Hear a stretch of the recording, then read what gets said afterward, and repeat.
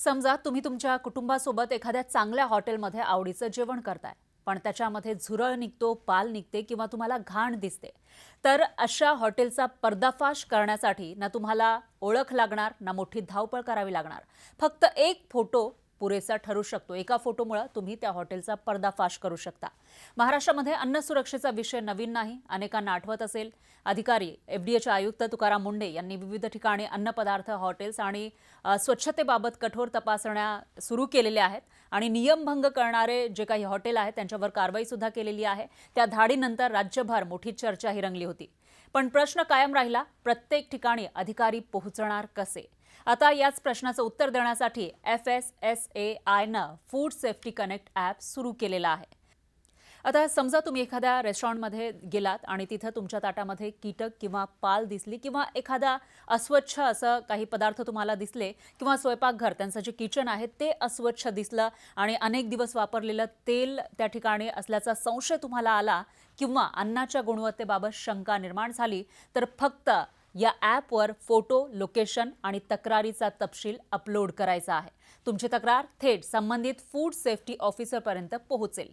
तपासामध्ये आरोप खरे ठरले तर त्या हॉटेलला दंड होऊ शकतो. त्याच्याचबरोबर परवाना निलंबन सुद्धा होऊ शकतं किंवा इतर कायदेशीर कारवाई होऊ शकते.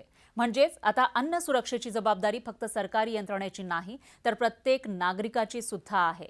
या ॲपवर तुम्ही त्या हॉटेलची घाण किंवा तिकडे असलेला एखादा भेसळयुक्त पदार्थ तुमच्या निदर्शनास आलं तर ते या ॲपवर अपलोड करून सगळा पर्दाफाश करू शकतात. पण जेव्हा आपण रियालिटी चेक करायला जातो तेव्हा एक मोठा प्रश्न उपस्थित होतो, तो म्हणजे तक्रार करणं सोपं आहे, पण कारवाई किती वेगानं होणार?